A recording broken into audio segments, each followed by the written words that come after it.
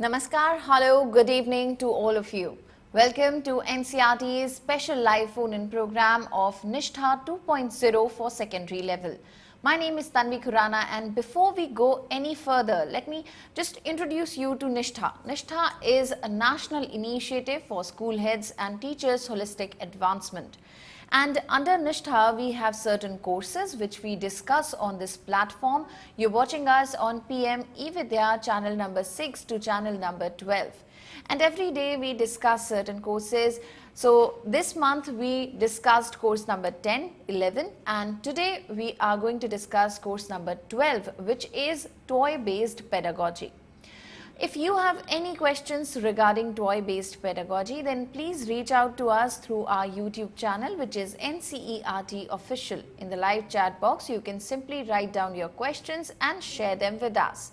If you want to call us, our number is 8800 440 559. I hope you have noted it down pretty carefully. And if you want to email us, our email ID is nishtha.ncert@ciet.nic.in. So, for this particular discussion, we have two experts in our studio who will be discussing this course number 12. And let me introduce our experts to you all. We have Professor Pawan Sudhir with us. Namaste. Welcome, ma'am. Ma'am is the head of the Department of Education in Arts and Aesthetics, NCERT, New Delhi. And we also have Dr. Anjani Kaul. Welcome, ma'am. Namaskar. Namaskar. So she is the professor and from Department of Education in Science and Mathematics, NCERT, New Delhi. And they'll be more than happy if you raise any questions, and they'll be answering them towards the end of the session. Till 7 o'clock, we are going to be here and discussing toy-based pedagogy. So raise your questions, we'll be waiting. And let's just begin this discussion. And I would like to begin with Pawan ma'am here. Ma'am, can you just tell us and summarize as in a few words that what exactly is toy-based pedagogy? Well, it's very simple and rather very joyous to talk of toys and toy-based pedagogy. So when we say toy-based pedagogy, we all understand toys as the basis of pedagogy or toys as the basis of teaching and learning. But adding more to it to explain more the concept of pedagogy, how toys can be used as pedagogy, let me just add few things, explain, giving some examples based on some toys which I am carrying and is in front of you. Maybe you are all able to see it. See, when we talk of toys, the first question comes to your mind is toys are for children, small children. So maybe some soft toys, maybe few games, maybe few cars, maybe Barbie dolls or something like that. But here we are not talking of just toys. We are talking of toy-based pedagogy. So when we say toy-based pedagogy, what does a toy mean? Here I would like to explain it in simple words. Toy can be anything and everything with which the learner can play. So when we are talking of toy-based pedagogy, we are talking of an object, of a concept, of some art forms where children can play around. They are having fun, they are enjoying that particular aspect of the object or the object itself. And when they are doing it, they are learning. And what are they learning? Learning can happen in many ways. Learning is cognitive, psychomotor, affective, where we can go even further, saying physical development, saying socio-emotional development, saying learning of a particular concept. So you can bring it down to that level, or you can go wider on the learning aspects. So here let me just use one percussion. This is a toy, but it produces sound. Now I bought this toy when my child was just 6 years old and is still there. And in between I realized that when I was doing some workshops, some hands-on workshops, most of the times teachers, they get involved in the discussions. You will see this with the toy based pedagogy also, because when we are playing, we are having fun, we are enjoying and then learning also. It happens that we really start talking, we open up, and the environment is very healthy. But some people see that we are making noise and how to control the group. So I started using it as a device to attract them towards me. And I thought that if I say, look teachers, listen to me, or please quiet, silence please. So it was better that I did this, and they learned that whenever I do this, they have to quieten and they have to listen to me. So it depends how you use toys. Now for example, if I am using this toy for secondary level, then our Professor Anjani will later on explain the concepts, how sound can be as a concept, how it is to be explained to the students. It's a very abstract concept. So toy based learning or toy based teaching, which is called toy based pedagogy, makes our lives simpler as teachers and as learners also. We can use this kind of devices where we are making sounds, and then we give project to the students. We asked a group of students that now you have seen one kind of percussion, and today I give you assignment that together you will think of another percussion which we haven't seen yet. You can think of new design, new materials which can produce better sound than this.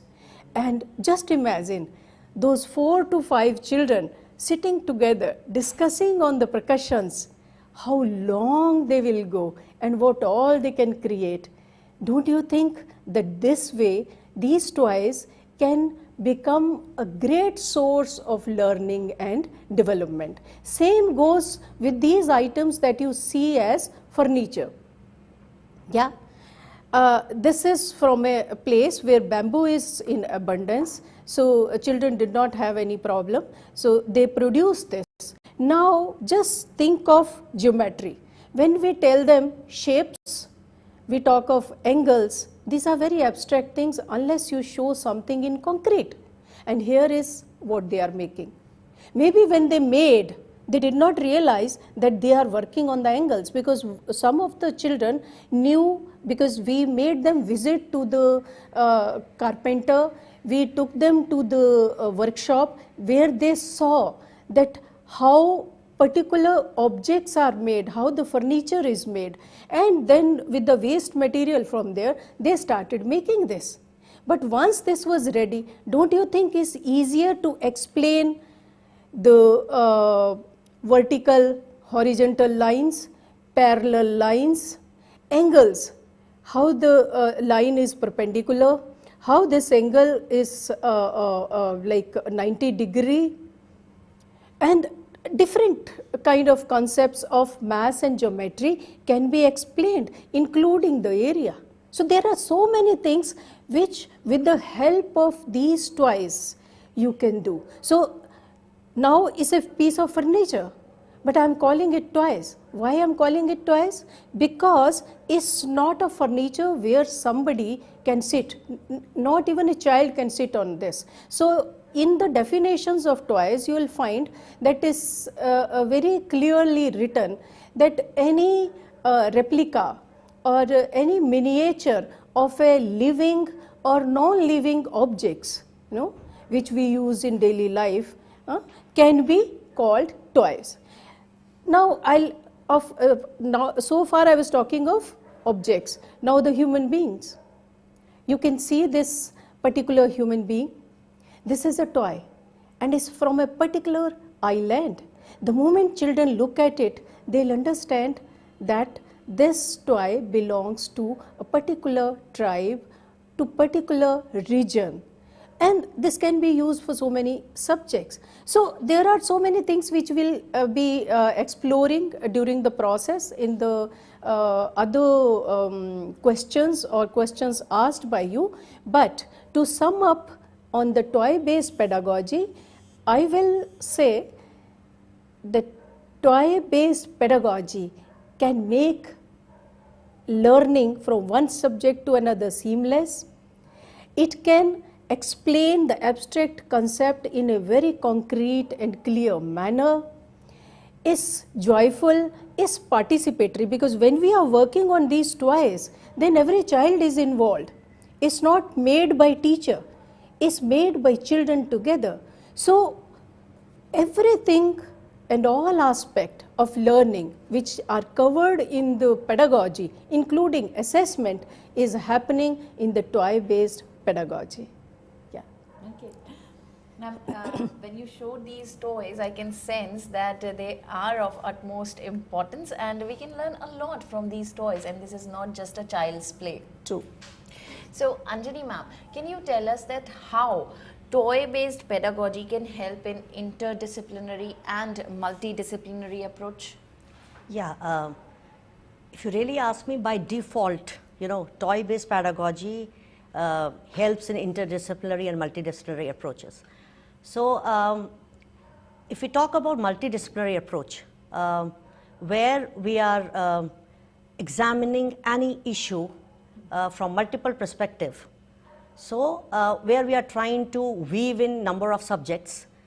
For example, if I take a piece of paper, as a teacher, if I enter into the classroom and I'll make a boat out of it, and if I invite,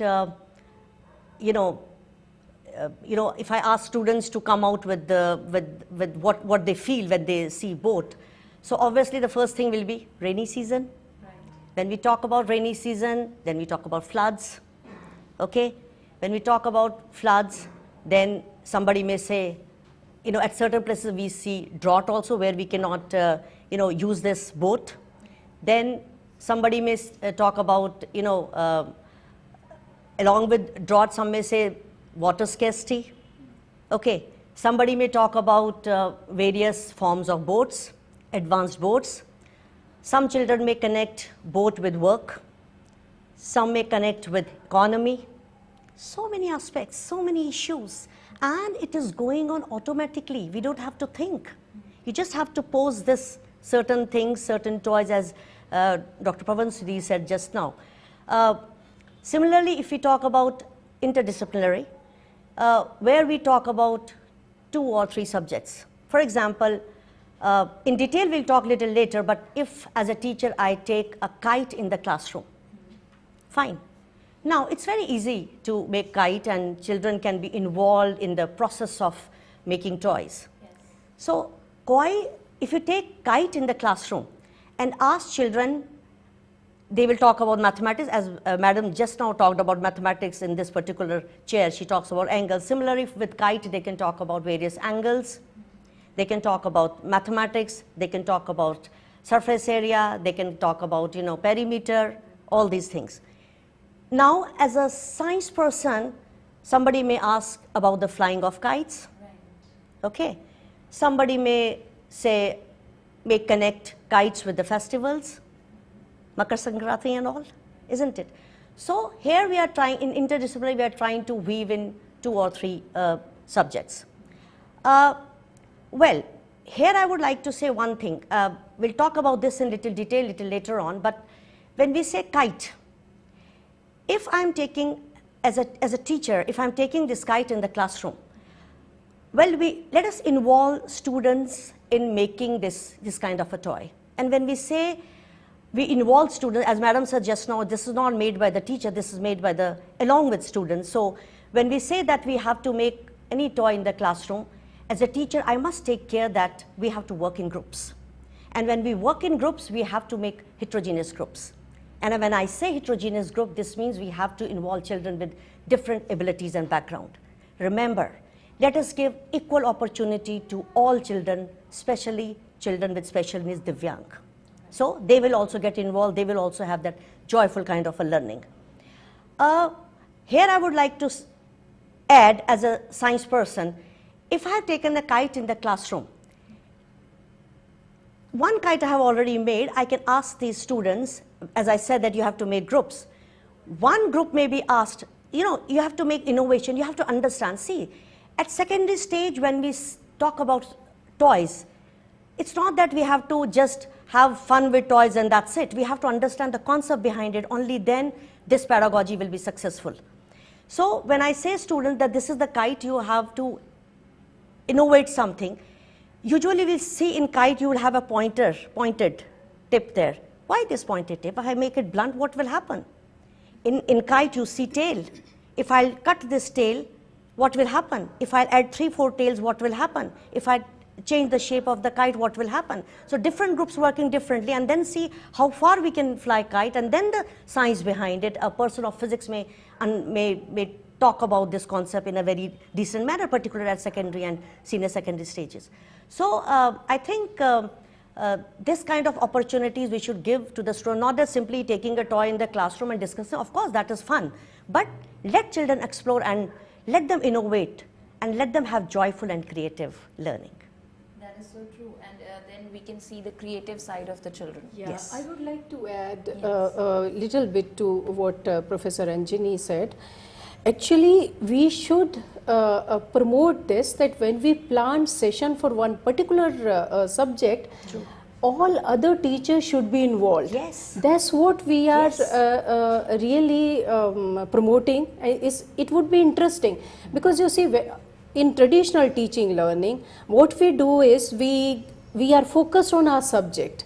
But when we are talking of art integrated learning or toy based learning, then we have the liberty to involve everyone and look at different aspects. So interdisciplinary, multidisciplinary, transdisciplinary, all the concepts can be worked out if we are working in team. So as we group our children for working on this project and this learning, similarly as teachers we should really advise, and we should see that our teachers start interacting with each other, and while planning they sit together and work. Then only they can see if this can on one hand produce sound, on other what kind of materials are used here, where exactly this instrument is used most. You will see that in North India the bigger type of this is called damru here.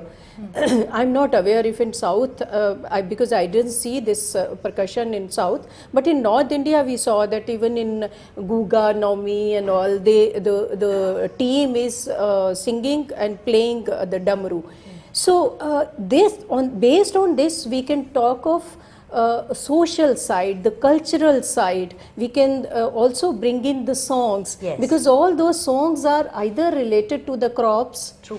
or to some social issues, some historical like Guga and other, they sing the stories. So those kind of epics they work on. So we can take it from here to there. So if we are all together, like language person will think of the language. Yes. Okay, when this damru is given to children and we ask them to produce another percussion based on this, then we say that on every aspect you have to write at least 10 lines explaining this. You will see that children are not only emerging as a skillful person, but also their language, their use of their vocabulary will also enhance. Yeah, communication will increase, writing communication, Exactly. listening, speaking, it will really improve. Yeah, so when we talk of interdisciplinary and multidisciplinary aspects, all these aspects which are beyond the subjects and related to our social and cultural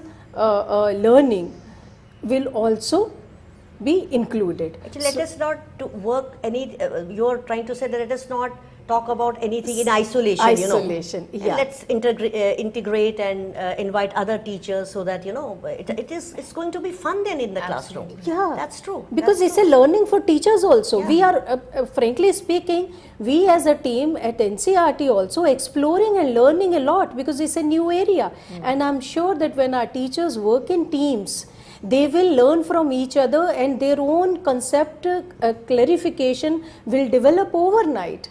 So this is something where we should work as groups, as teams. So I think we can continue with the next. But that actually is a great idea, and nothing is better than working together. Working together. So, ma'am, because we're here with the NISHTHA 2.0, which is for secondary level. So, let's talk about these toys being used as a pedagogy at secondary level. How is this possible?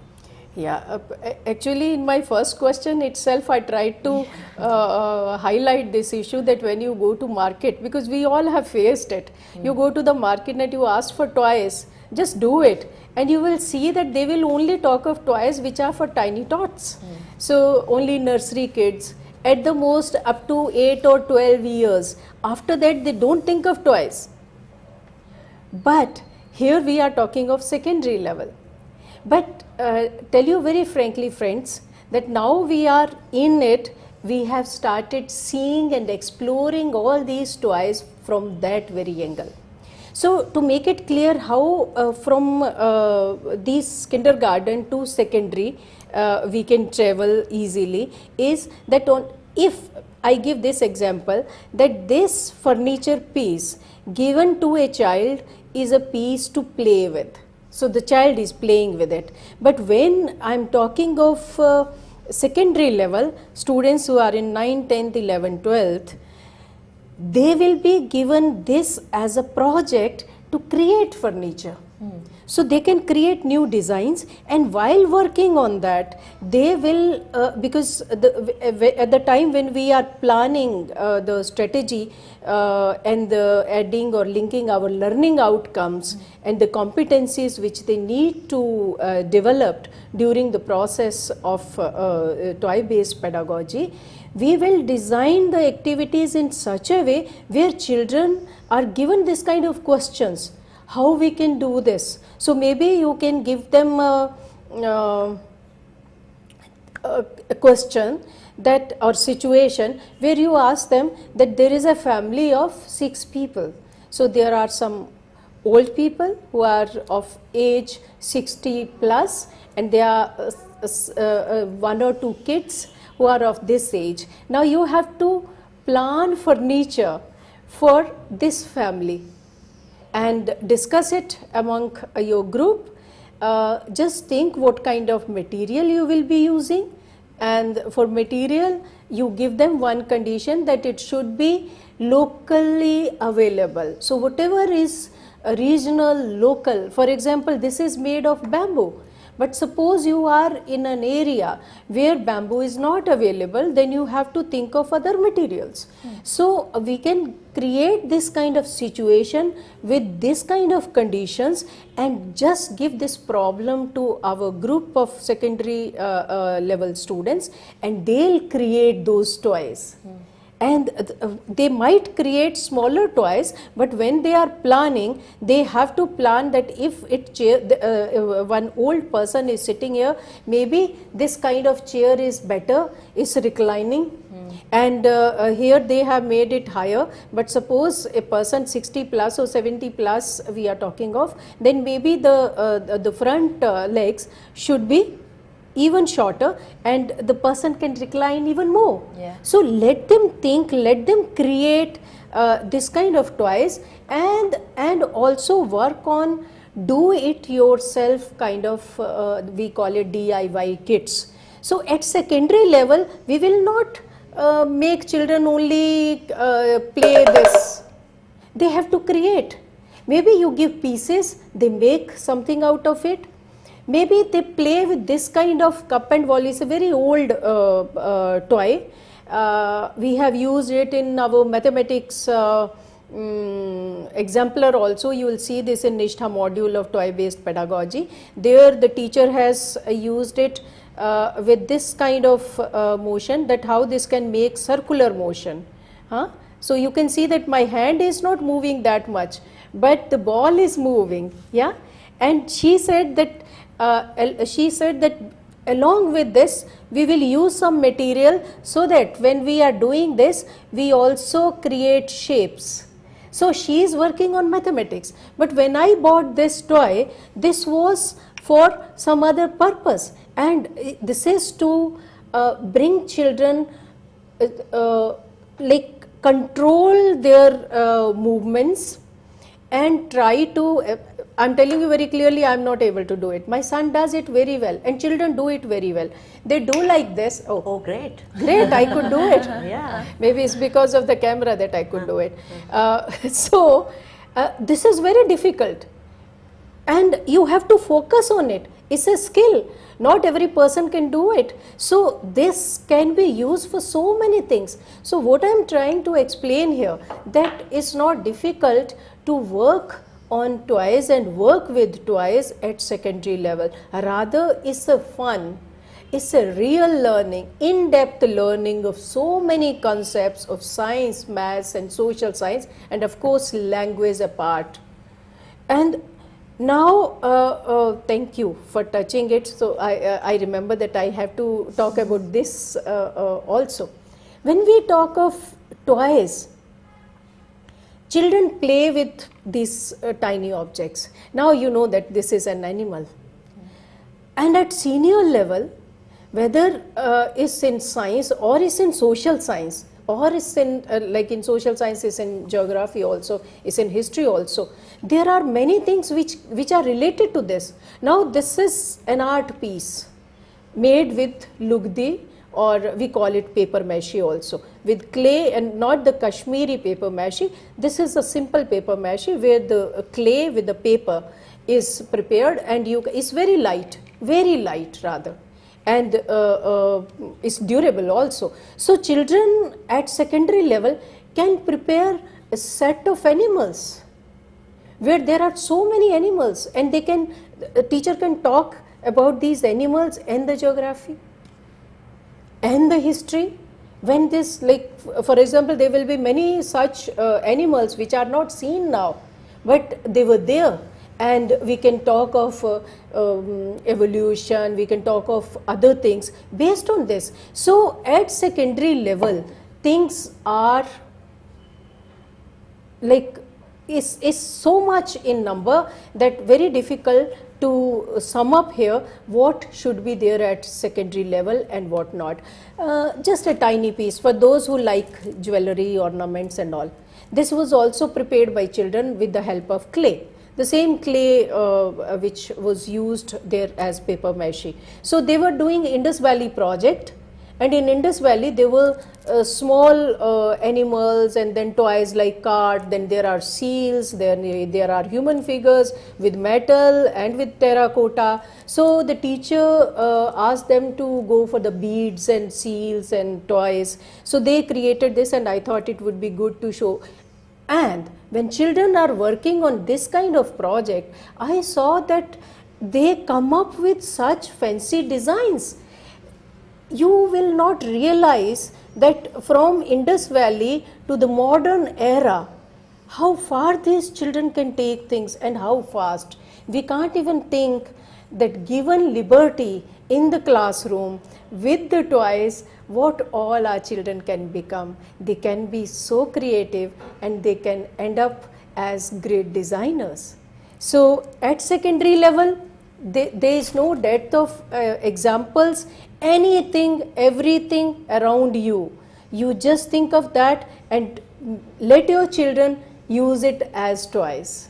And I'm also referring to one person who is working on toys based on science and mathematics, and he is working with CBSE on a project at the moment, NISHTHA and Arvind Gupta. These two people, if you go and see their toys on their website, you will see that almost every concept of maths and science is being covered by them. So they are working at very senior level. Even higher education level, these toys can be used to explain the abstract and the difficult new concepts. Yeah. That is really great, ma'am. And this jewelry piece is a very amazing example. Can you show it again and let us know what exactly material is this? Is this clay, or is this clay and paper mache? No, this is clay. This is only clay. That is paper mache also, but we can make it with paper mache. They sometimes teachers do not have that much time. Paper mache takes little bit time. So she planned that project when there was time, like 1 week in advance. You tell your children, that you can soak some newspaper pieces in the water, and clay was provided by her, because you need the good clay, not the clay which has some pebbles or sand, or because that will be difficult for the designing and matter or modeling matter. So this was done with the just leftover clay. And not only this, they created seals also. That was very interesting. But I don't have everything. So I had this, and whatever I could lay my hands on, I brought it here.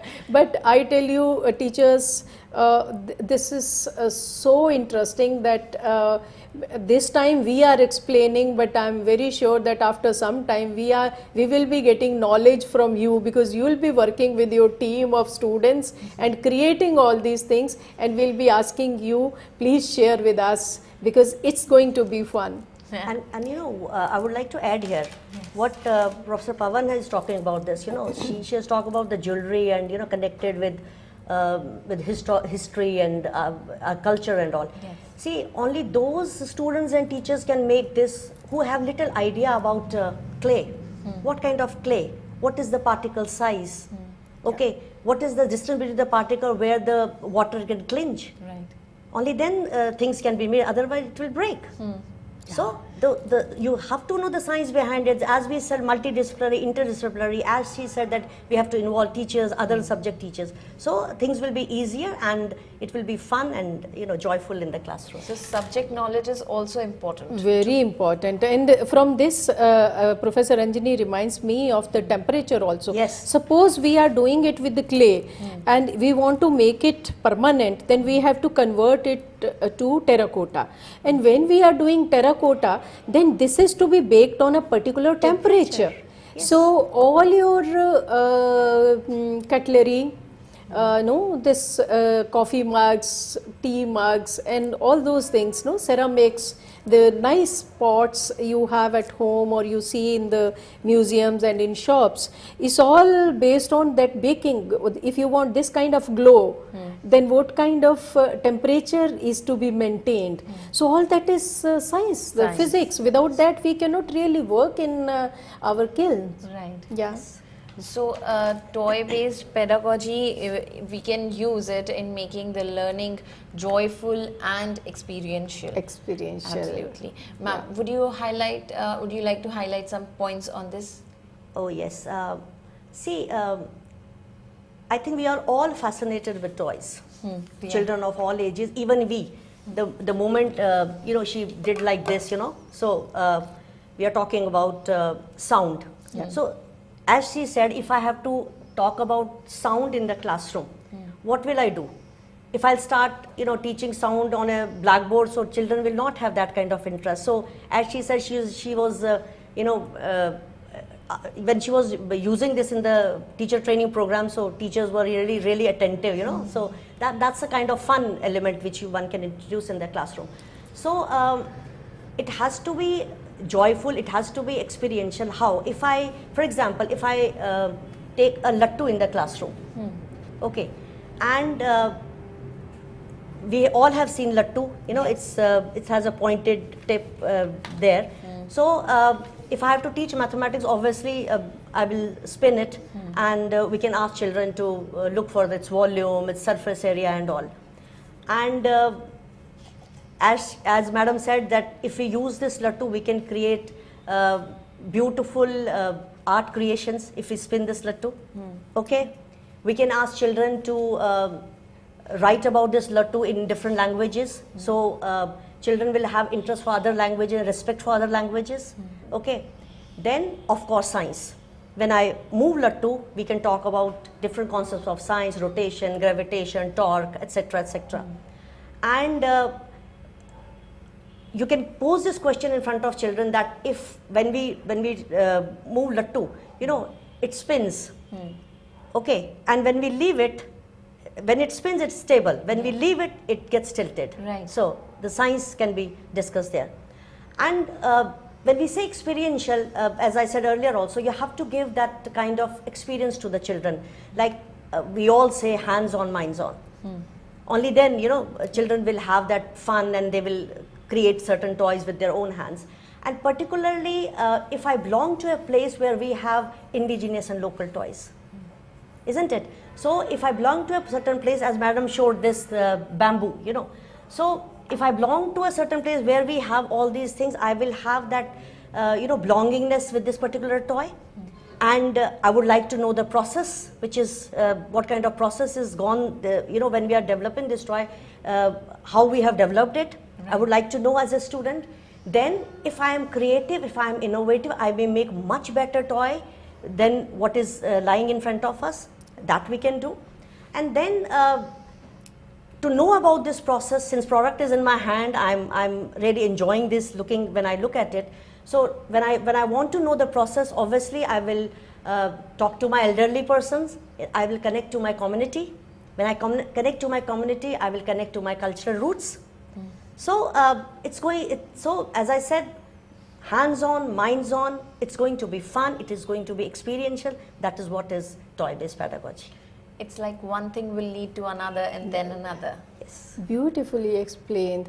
Can I add a little bit please, ma'am. to this, because Anjani ji has spoken so well that few things are coming to my mind that I should not resist and I should add. Yeah. See, when we talk of joyful, joy, what is joy and how does it come? And how does it relate to toys?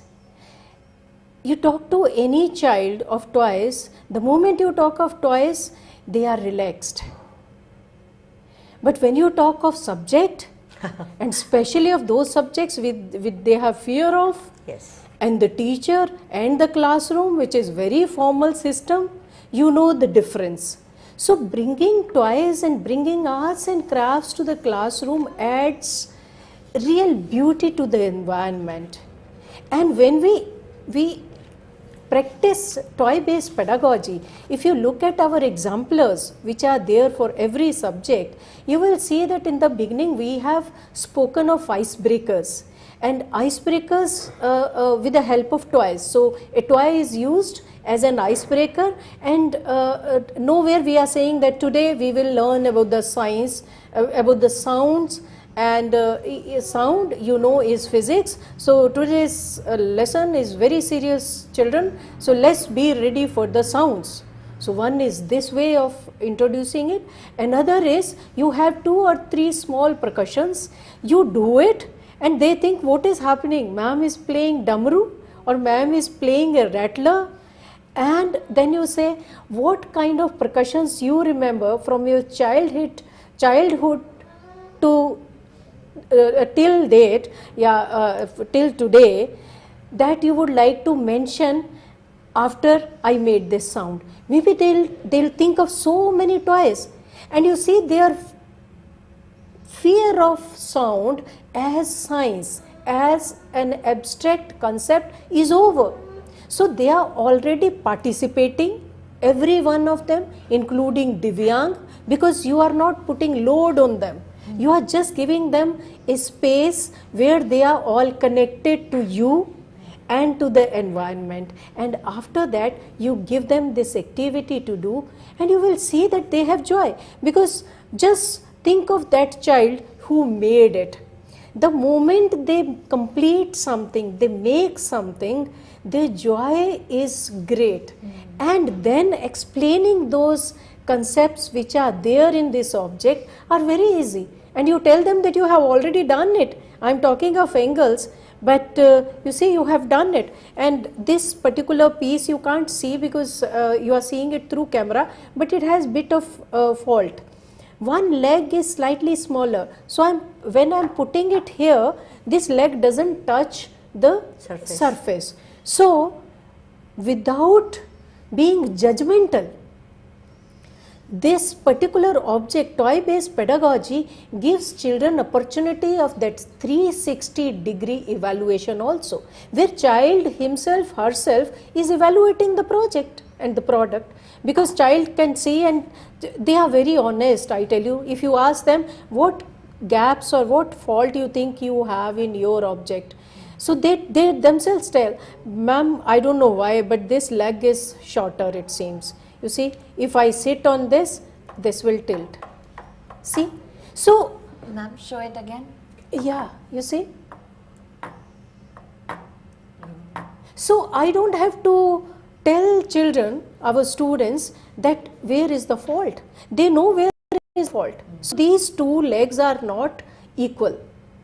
And this is not a balanced design. As a design, as a product, it is a failure. But as a toy-based learning, this is a great learning. Because unless they make mistakes on toys, on small such replicas, they won't be able to enhance their skills. So you see, with the help of toys, when they make, whatever they make, one is the joy factor of completing something, And belongingness creating also. something, Belongingness, ownership, yeah. belonging, Belongingness. yes. So much so that I find that one toy, even if it takes time to make, can make them learn so much. And the socio-emotional part, how they connect with the team, how they communicate with each other, how they help each other. Anjani is good in one thing and I may not be good in that. And maybe I am better in some other area, so I help her, she helps me. I think this is what we want our children to learn, and the concept of holistic learning which we are talking in NEP 2020 is this, and that is why NEP is talking of art integrated education, toy Experiential integrated education, competency based education. So all this is there. Yes. That is great, ma'am. And after completing this chair, I'm sure the child who completed it must have felt very proud. True. They feel, yes. So, ma'am, in the teaching learning process, while a teacher is teaching toy-based pedagogy to the children, how involved should the teacher be? Do they have to learn the process of making toys, or what exactly is it?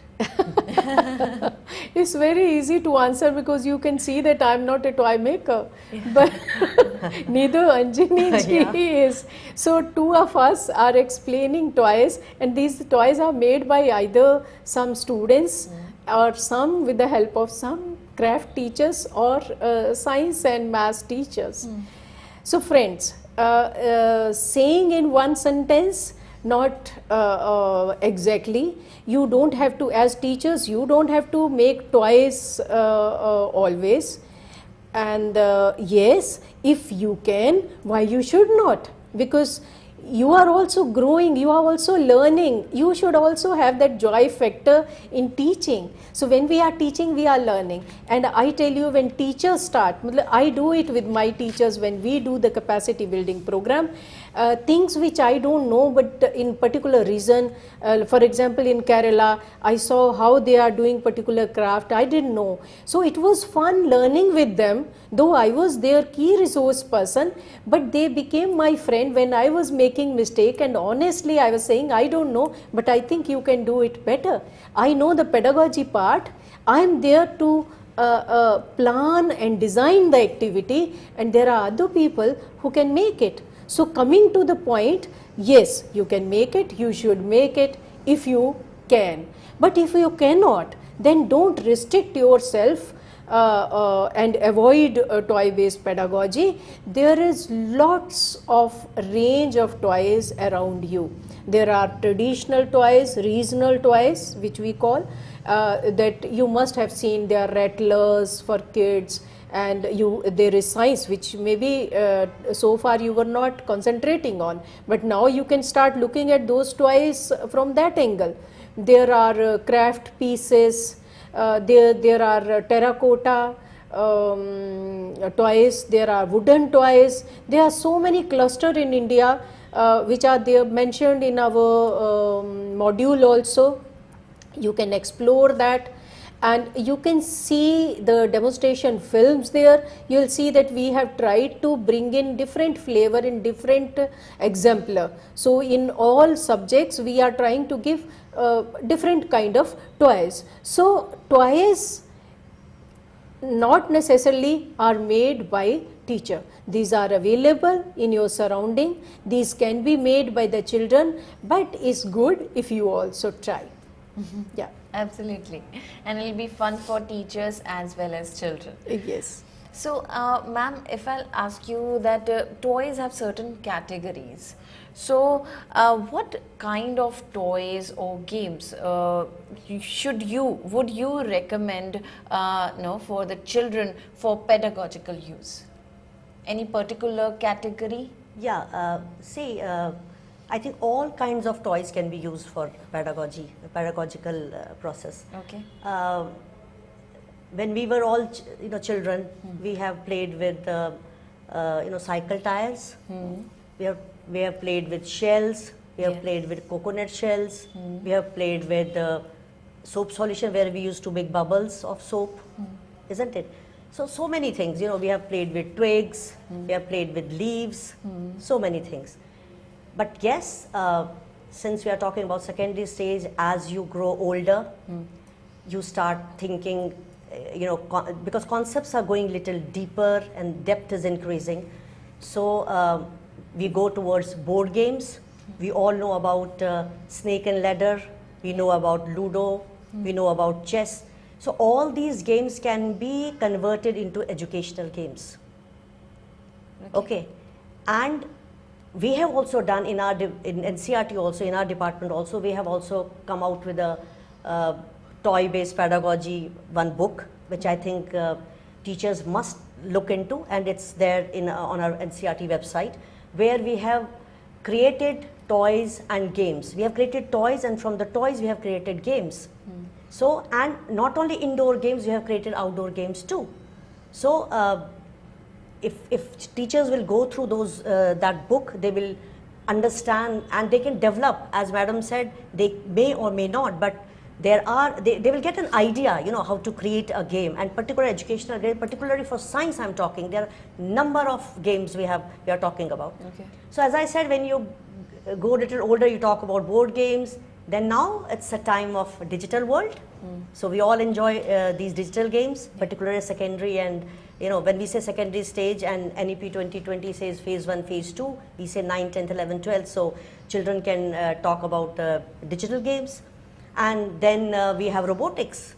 You go to any school, kids are full of these robotics they make. Not only they make toys, they solve the problems which we are facing in the society. You will see robotic running, moving dustbins in the classroom. They make, and see the pleasure they get. And the technique they are understanding, the science behind their understanding, the social issues they are dealing with. So I think all kind of toys can be used for pedagogical purpose, and it depends upon the topic which you are hitting in the classroom. See, when I say topic, particularly if toy-based pedagogy can be used for abstract concepts, nothing like that. Nothing like that. In science, if I say we have number of activities, we say learning by doing. As a person individually, if you ask me, I don't believe in science simply teaching on blackboard. Okay. I want children to do something with hand. And when they do it with hand, when they make something, instead teacher telling them the concept, they will start telling you the reason behind it. As because I'm getting attracted towards it. Now we are talking about this dumb Okay. If I'm a science teacher, I will ask students, which material is this? I'll ask them to put some clay here. Don't make this. Let us see what will happen. It will break or why? What is the elasticity? Kya hai? Then if I talk about this, here we are using some what we call bead. Yeah, we can use a mud bead. Then we can see, is there any change in the sound? Here we are using wood. I will say use some metal, and see will there be any change in the concept. So it's you have to evolve. Yeah. Otherwise, what we do? This is how you learn. I will reproduce, I will write it down in the examination, I'll get marks. That's what we do. I think we have to change all this. Right. Let us not, focus more on assessment, in the sense, I'm not against assessment, but let us not focus on this, that I have to get 100 on 100 marks. Let us shift from that. Let us believe in the process. Product automatically will get. As madam said in the beginning, learning outcome. Whatever task I'm doing in the classroom as a teacher, I must see whether my children have achieved my learning outcomes or not. Yeah. Only then they have understood, and then if you know process, product ultimately will get. Yes. That's right. So basically you're saying that more than theoretical form, we should involve in the practicals. Yeah, that is what is toy all about. It is. Isn't it? It is so. Yeah. And so Pavan ma'am, like we have so far we have spoken about that how while making the toys the students will develop the creativity will increase and the development Learning needs will of the happen. learners Yeah. will happen. So would you like to dwell more into this, that how exactly will the toys and games work in the development needs of the particular learner? Well, Tanvi, we so far whatever we were discussing and talking, I think it all says about that. Yes. And is going around these three things which I would like to again bring in. See, when we talk of learning and development, what are the areas in education that we are bothered about, or we want children focus on that, or we want to design our activity in such a way that those kind of learning and development happens. Yeah. So in this, the first thing that we take or we start explaining is the cognitive development, because whatever we do without thinking, without imagining, without making things, we cannot really start. So to begin with, we take cognitive. So when we talk of cognitive development, of course the whole education is talking of that. And when we talk of toys and cognitive development, you see, to make this particular piece of furniture, all cognitive activities are involved in this. I was talking of one situation where I said that there is a family of so many people and let's design furniture for that. Now I have given one problem. So problem solving is first thing that comes to all of us when we talk of cognitive development. Because you see, how do we learn? Whatever obstacles are there, whatever problems are there, we want to solve that. And when we solve that, in the process, we happen to do so many things. So in cognitive, our exploration is there, imagination is there, thinking of new things is there, analysis are there, synthesis is there, then so many, even creativity. When we are if I start counting and reading the material on this, maybe there are 20 things that we should be counting. But you all know what cognitive development is. Talking of toys, making and playing cannot happen without cognitive involvement. So when children are making this do-it-yourself kits or playing with this or analyzing this design based on this particular object, they will be working on enhancing their cognitive abilities. So the cognitive side of the development is taken care. Of course, learning is part of it. So when we say development, learning is happening simultaneously. So learning and development in the cognitive areas here, designing, explaining, verification. Like I ask the child whether this design is fine or it has some issues with it. Now looking at this, don't you think that this is very much cognitive? Now while doing this, child is trying to analyze it. So when they are analyzing, another cognitive ability is getting improved. So the whole process of making and using it involves the cognitive learning, cognitive development. Talking of the second area is socio-emotional, which we are really focused on nowadays, because of this COVID-19 pandemic, children away from schools, away from their peer groups, their teachers, their usual routine where they were very happy, and now they are just isolated in their houses. in these kind of circumstances, their socio-emotional development is hampered a lot. And I think these are the areas, toy-based pedagogy and use of toys, making toys, playing games, creating games, all this will help children gain, regain and gain the socio-emotional development. So now how does that happen?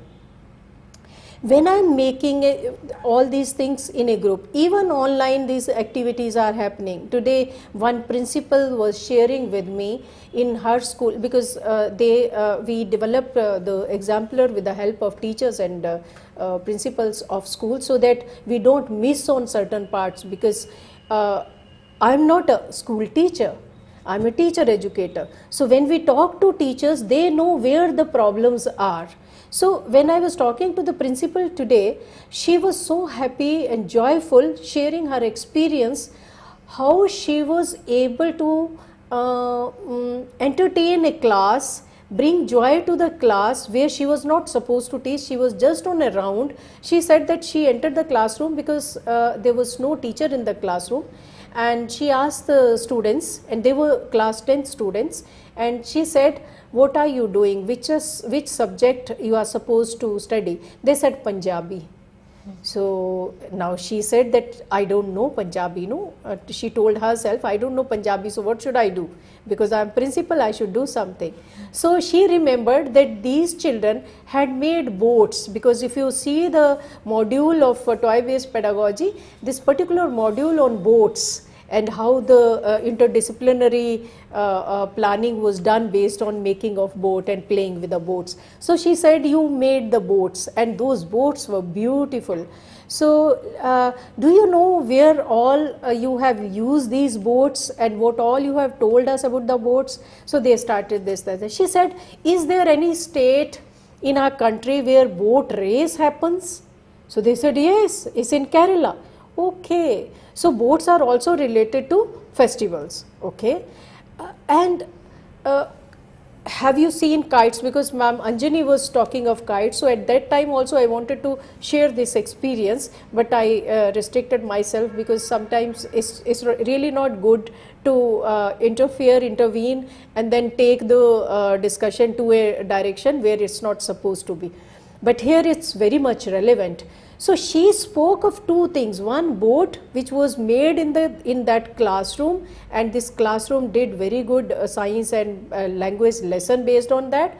And now she said, okay, in this boat, where this boat can be used, utilized, what all is related to boat. So festivals, materials, water, everything they talked of. So they came out with some 20 points.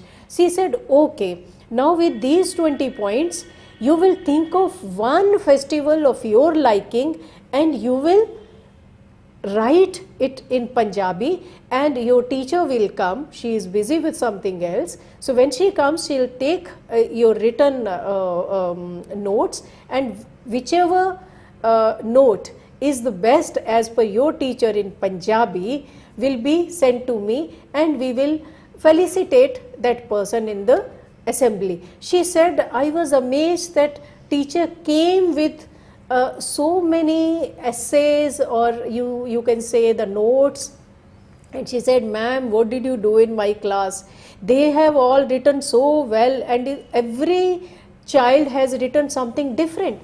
So you see the fun of bringing in the toy, which she did not make here. She did not make herself, it was not done that day, she just related it to the other day. So connecting their imagination to that, their psychomotor part, because they have done it, so they did it themselves, so they remembered everything. She just encouraged and motivated them to go into a discussion and write an essay on a festival, or write about a festival. Don't call it essay per se, but then whatever they wrote was best, and teacher was happy that children, even in my absence and with your interaction, could do it so well. So we don't know that how toys and how, but I won't say that toy alone. I remember what Professor Ranjani said, and she said it very beautifully, that we are not there to just play around with the toys. We are there to think and use it strategically, because these children are of that age. If you make fun of toys and you are just playing it for the sake of fun, they will not be happy, they will not think seriously, and they won't take learning seriously, and no learning of that type will happen. So our role as teachers is to plan appropriately, linking it with the learning, the competencies and the learning outcomes. Then these things will happen. It will not happen automatically. So when we talk of cognitive or socio-emotional or even other aspect, like of course in socio-emotional affective domain is also part of, but now let's go into the physical aspect of it, because I think these are the students where they should be good with the handling of material, managing material, fitting, unfitting, those kind of arrangements and management skills too. So we have added in this module the physical development. So you must have noticed it, and I want to bring in Anjali also. She might add to it that we have seen that many children nowadays are really not having good grip. True. As we were able to have like people of our time and age, because we were doing lots of work at home, many physical activities. Now our children are limited to either studies or some work which is cognitive but not psychomotor. True. So their physical abilities, their fine motor skill, gross motor skill, handling of material, fitting. I have seen children hitting their fingers when they are putting a nail in the wall. But I remember that we were doing it even in the middle class, at that standard where we were in 7th and 8th in household and in other activities. We were doing crafts and we were doing embroidery, we were doing so many things. Because we were doing that, it was part of the curriculum, our teachers made us do, they appreciated us, families appreciated us, our fine motor skill and gross motor skills were all developed.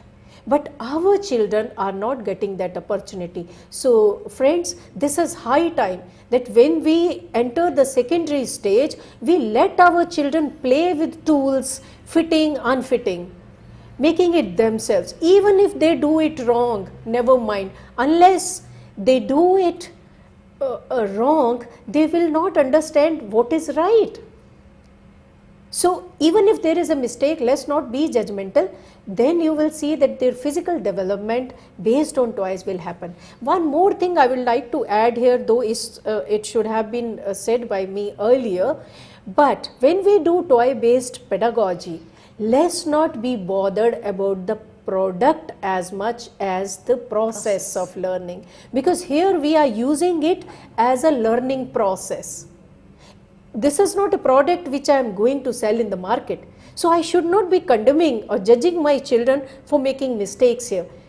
Rather, this is a place where they should make as much mistake as possible if it happens, not purposely, but if it happens, and we should make them realize that how these mistakes can be corrected. I think that would be great. That would be learning, that would be joy, and they'll learn their subject without any fear, and even their competencies are getting enhanced, but their learning outcomes, you will see, will be up to the mark what you have decided. So when we talk of developmental needs of children, all these needs, cognitive, socio-emotional and physical, I said, but when we talk of education, we talk of three areas: cognitive, psychomotor and affective, which covers all this. But here we are focusing more on physical also, because toys are involved.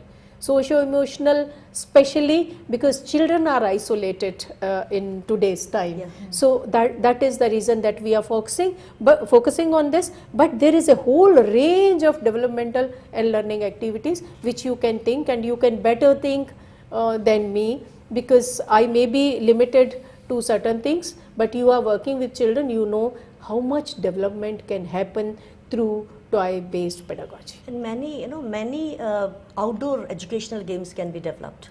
Yes. Taking concepts into, and then let children play outside, as she said that all these three, psychomotor and these children can have better They can, they physical can enhance activities that, particularly, yes. and teachers are doing it. It's not that they are not doing, they are doing it. Yeah, they are already doing, and toys will give more and more such opportunities and gain the ground of holistic learning. Yes. Like you said, the teachers are already doing it. I think they'll do more now that this course has taken a place in the NEP 2020. Yeah, it's formalized rather. Yes. Yeah. So, okay. Anjani ma'am, you have mentioned that with these toys we can learn maths, we can learn science. Is there any other subject which we can learn from these toys and games? And also, at this secondary stage we are talking about? If you really ask me, then I think all the subjects can be learned through toy pedagogy. Okay. And when we say children of any age, they are full of energy. Yes. And so we need to channelize their energy. They are very inquisitive. I repeatedly say that give them opportunity to develop, and once they develop, as Madam said, they will go through the process. Once they go through the process, let us not worry about the product. Product will ultimately come. Because process ultimately teaches you.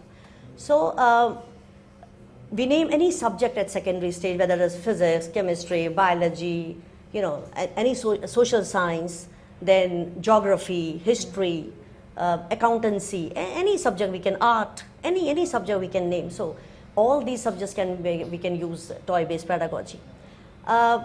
If I take an example, if I say about wooden cart, fine.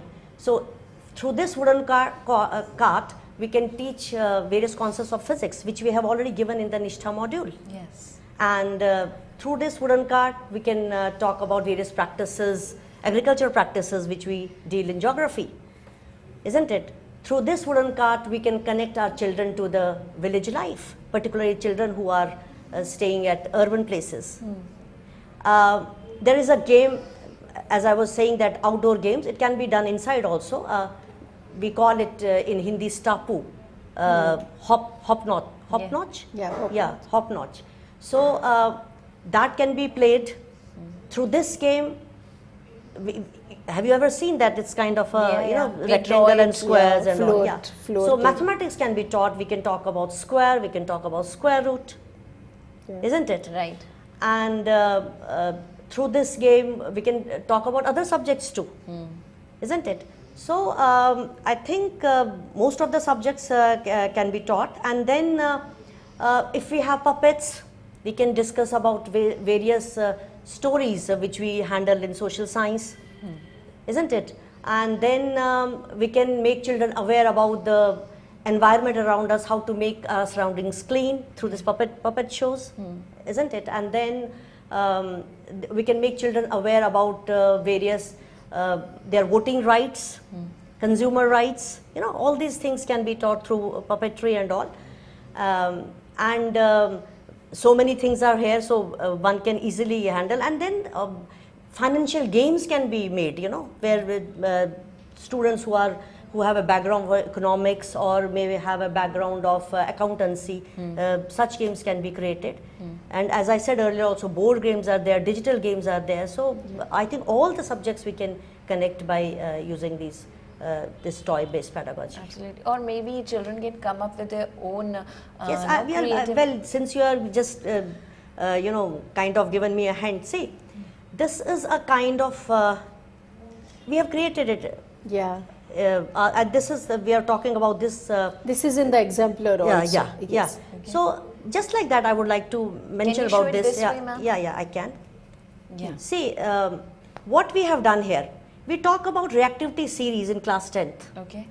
As I said, there are various concepts which can be taught.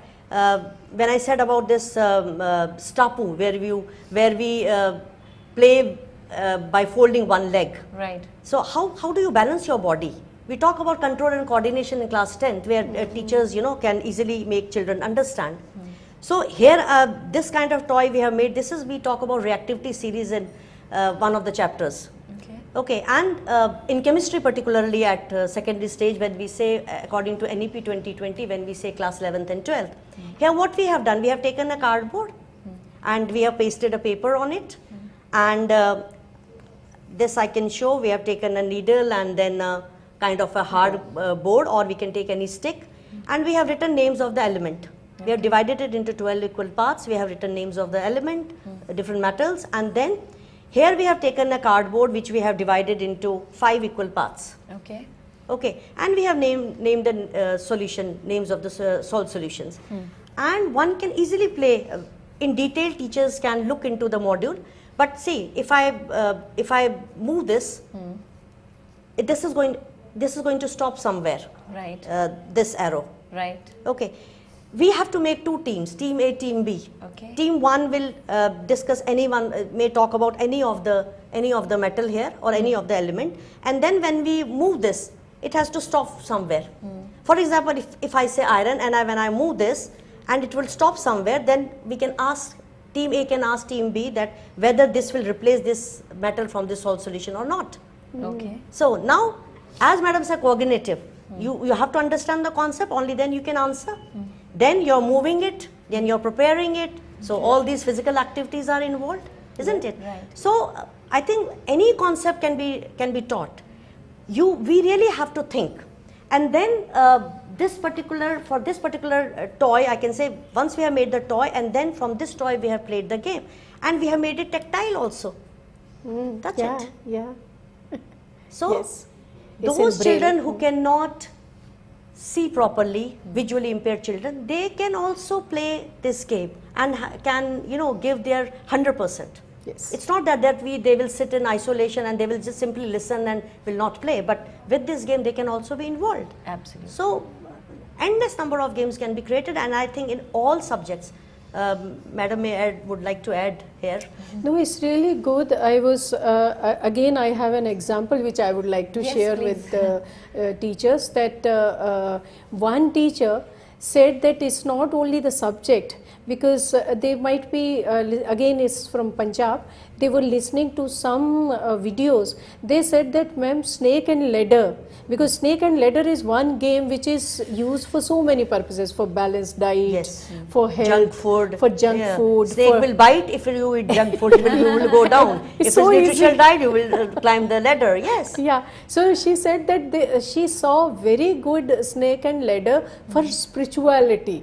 So I said, okay. So then she said, I got an idea that adolescence related issues are something very difficult in science, and most of our teachers skip that. They feel shy, by discussing sometimes. Because 11th and 12th students, they are quite good in age, and they understand, and sometimes teachers also think that because they are shy, they don't want to discuss, and teacher also try to skip that particular chapter. She said that it was fun doing it with snake and ladder.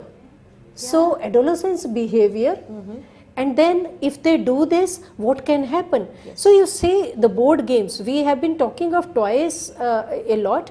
Anjani ji focused on some games also, but you can do so many board games for mathematics, that is easier, and children, your students can help you prepare that.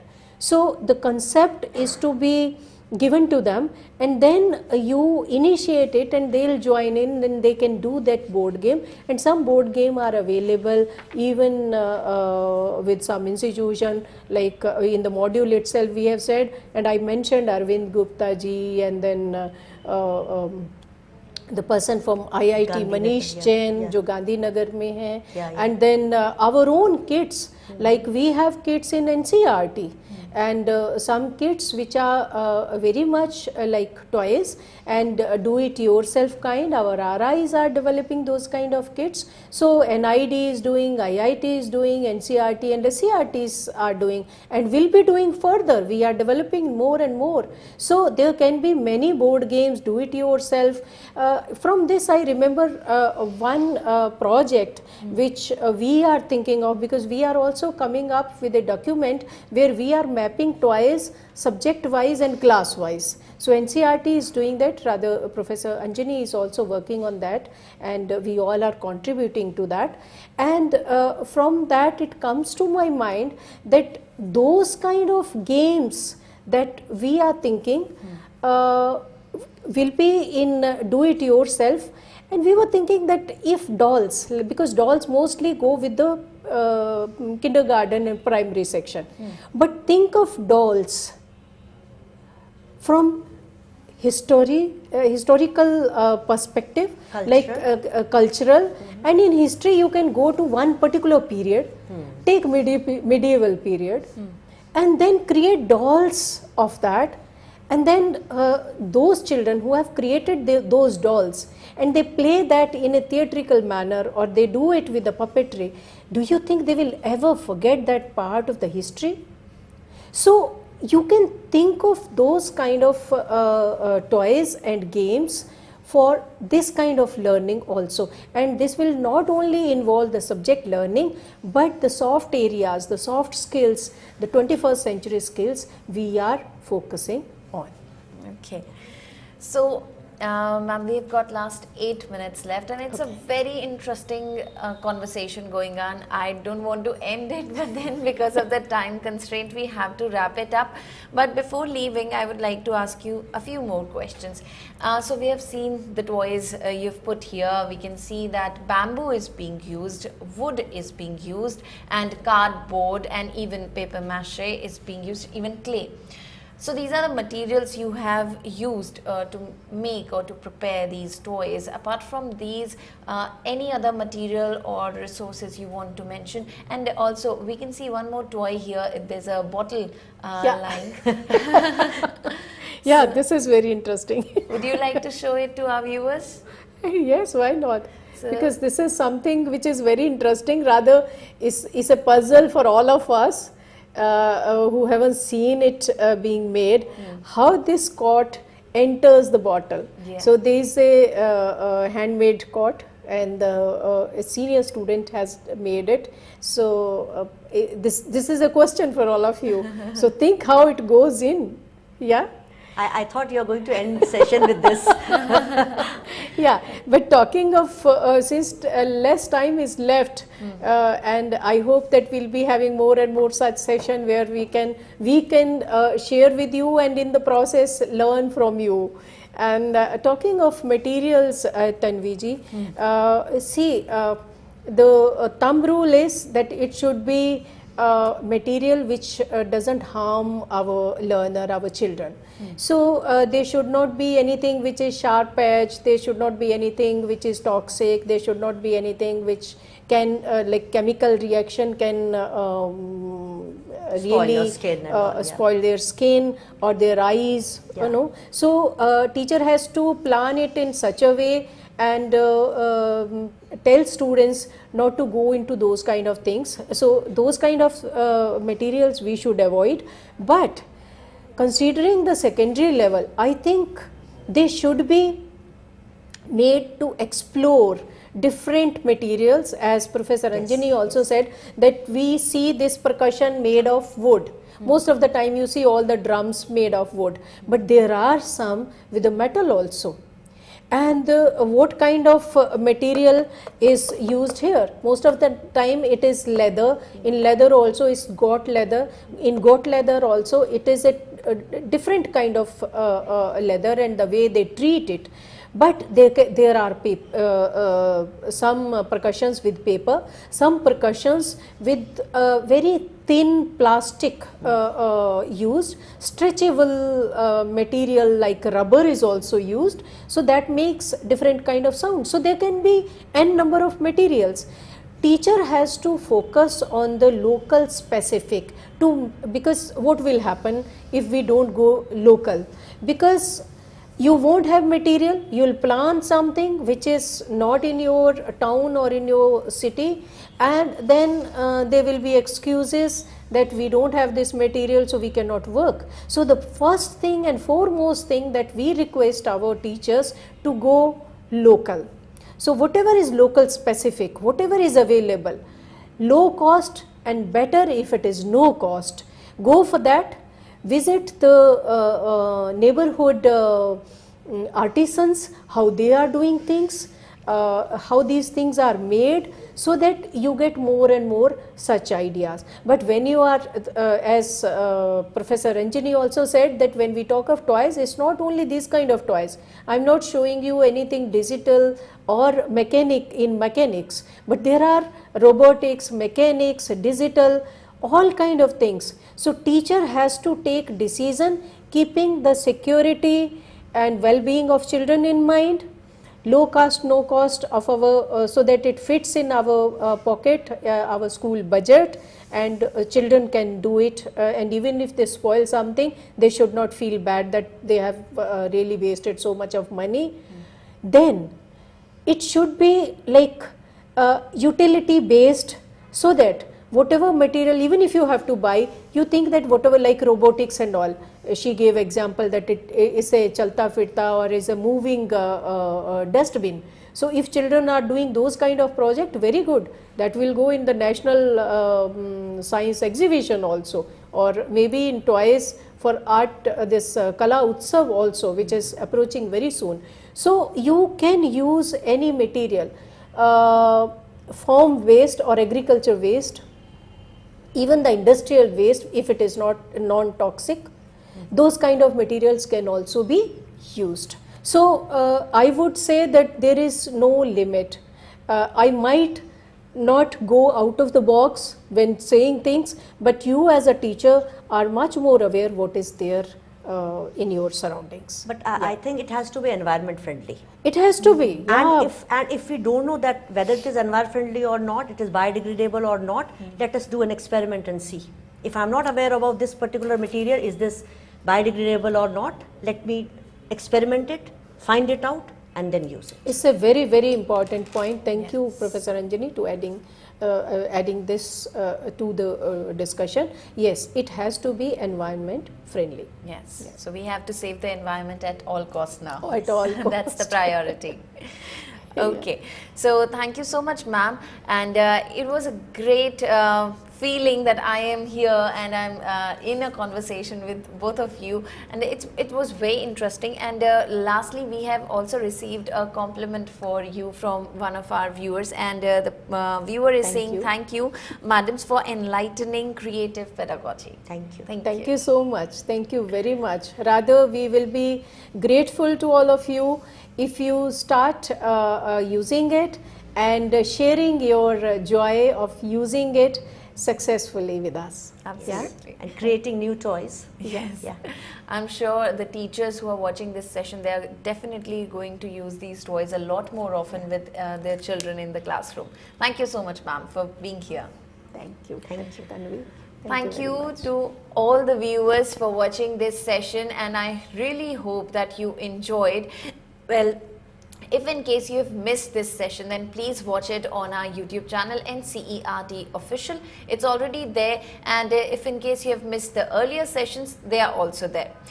We're coming back tomorrow at the same time, which is 5:30 p.m. and same platform, PMeVIDYA channels, as well as our YouTube channel NCERT Official, and we'll come back with the Hindi version of this same course number 12, and the Hindi version is titled खिलौना आधारित शिक्षण शास्त्र. तो आप अगर हिंदी में इस कार्यक्रम को देखना चाहें तो कल हमारे साथ ज़रूर जुड़िएगा, अपने सवाल हम तक ज़रूर पहुंचाइएगा. तब तक अपना बहुत बहुत ध्यान रखिएगा. अभी के लिए इजाज़त लेती हूँ. नमस्कार.